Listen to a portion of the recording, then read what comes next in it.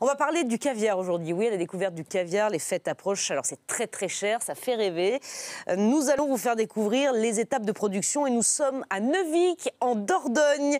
Ashley Chevalier, chez un producteur. Ashley qui est dans un bassin d'affinage.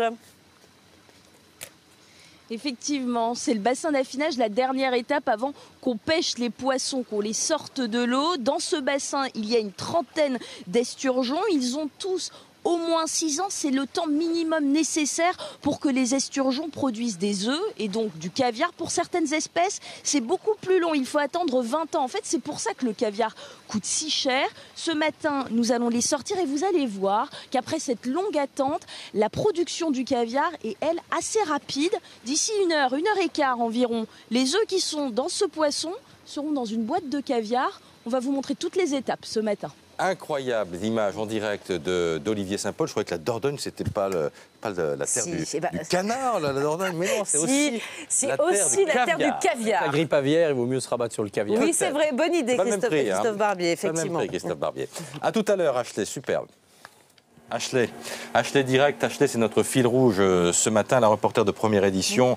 Gros plan sur le caviar français. C'est évidemment un produit de grand luxe et on produit du caviar en France, en Dordogne, à Neuvic très précisément. Et ce matin, Pascal, on suit tout le processus de l'esturgeon au caviar. Et vous êtes où ça? Ashley, dans le bassin, c'est ça? Dans le bassin des poissons, dans le bassin des esturgeons? Dans le bassin d'affinage, je suis bien entourée, j'ai une trentaine d'esturgeons à mes pieds. Ça fait 3 semaines que ces producteurs les surveillent comme le lait sur le feu. On leur a fait une échographie il y a 3 semaines pour vérifier qu'ils avaient bien des œufs. Et ce matin, juste avant de les sortir, on va leur faire une biopsie pour vérifier la qualité de ces œufs. C'est bien ça? C'est ça. Donc là, avant d'envoyer le poisson en transformation, on va pratiquer une biopsie, donc c'est-à-dire prélever des œufs à l'intérieur de l'abdomen du poisson pour contrôler leur bonne qualité. Ouais, on les voit là, les œufs. Là, voilà, les voilà. Et comment on voit que les œufs sont de bonne qualité? Alors nous, on les sélectionne à une taille de 2,5 mm. Donc là, ils sont un peu petits. La texture est bonne, elle est assez dure, assez ferme, ce qui va permettre au consommateur d'avoir une bonne explosion en bouche. Alors comme ils sont petits, on va le laisser celui-ci? On va le laisser, on va leur pêcher dans 1 mois. Ok, on peut voir un autre poisson.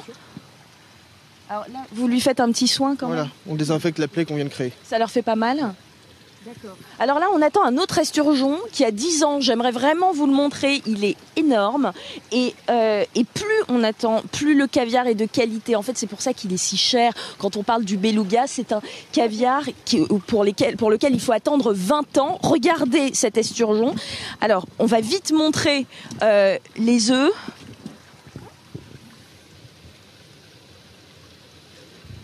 Juste l'image.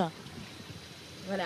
Là, on voit vraiment que les œufs sont plus gros. Voilà, les œufs sont plus gros. On est sur du 2,6 mm, 2,6 mm. La texture est bonne.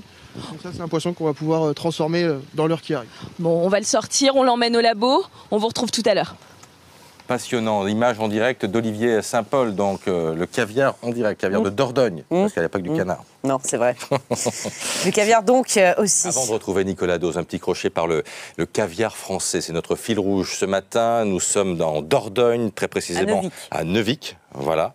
On fait du caviar aussi dans le département de la Dordogne et nous suivons depuis ce matin avec Ashley tout le processus de l'esturgeon au caviar. Oui, Ashley Chevalier, effectivement. Après le bassin, si vous étiez avec nous, vous étiez tout à l'heure dans le bassin où se trouvaient les esturgeons, vous êtes dans le labo, Ashley, et vous allez voir que le dispositif, je crois, sanitaire est très, très strict, Ashley, non ? Ce laboratoire, c'est un bunker. Impossible d'y rentrer sans avoir une tenue adaptée. C'est la règle pour avoir du caviar de qualité. Alors, les poissons qu'on a pêchés ce matin sont dans la pièce d'à côté. On est en train d'en extraire les gonades avec les œufs à l'intérieur. Ça se passe ici. On met ces gonades dans des pots et on les passe au tamis. C'est l'étape suivante. À quoi ça sert de les passer au tamis ?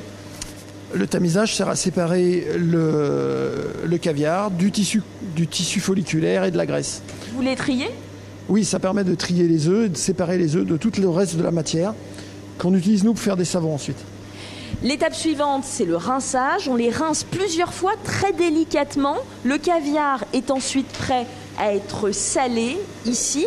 On va le saler une première fois en remuant, ça va durer 1 minute. Ensuite, on le laisse reposer 2 minutes.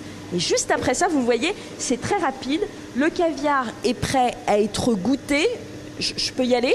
Oui, vas-y.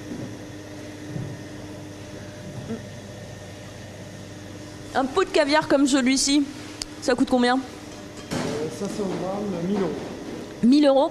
Bon, sachez que vous pouvez quand même avoir du beurre de caviar pour 25 euros ici.